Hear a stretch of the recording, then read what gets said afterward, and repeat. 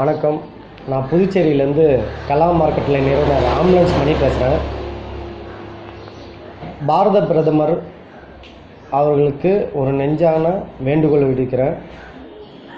எங்கள் புதுச்சேரி மக்கள் உங்களுடைய வார்த்தையை கேட்டு இன்றைக்கி 144 தடை உத்தரவை இந்த 21 நாள் கடுமையாக கடைபிடிச்சிருக்காங்க. இந்த புதுச்சேரியில் நான் இலவச ஆம்புலன்ஸ் கிட்டத்தட்ட 80 கிராமத்துக்கு நான் இலவசமாக சேவை செஞ்சுட்டு வரேன். இந்த சேவை செய்யும் போது நான் ஒரு சில கிராமத்தில் பார்த்தீங்கன்னா ரொம்ப பசி பட்டினியாக ரொம்ப கஷ்டப்பட்டு ஓட்டிகிட்ருக்குறாங்க வாழ்க்கையை. அது என்னான்னு பார்த்தீங்கன்னா, நீங்கள் திடீர்னு பிறப்பித்த உத்தரவை உங்கள் வார்த்தையை மதித்து இன்றைக்கி வெளியே வராமல் அவங்களோட தொழிலுக்கு எதுக்குமே போகாமல் இன்றைக்கி பார்த்தீங்கன்னா அவங்கக்கிட்ட இருந்த சொப்ப வருமானத்தை வச்சு இந்த 21 நாள் ஒரு வேளை உணவு சாப்பிட்ட மட்டும் அவங்க வாழ்க்கையை ஓட்டிட்டாங்க. மீதம் வர காலகட்டத்தில் அவங்க என்ன பண்ண போகிறாங்கன்னே எனக்கு தெரியல.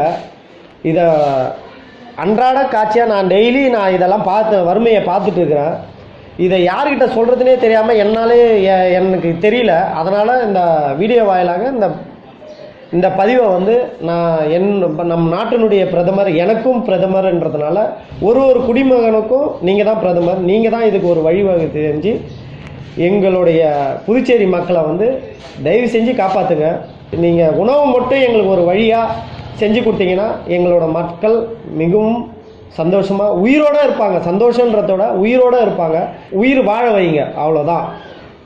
இதை என்னுடைய பாரத பிரதமர் என்ற உரிமையில் உங்களுடைய காலை தொட்டு வணங்கி நான் வேண்டிக் கொள்கிறேன்.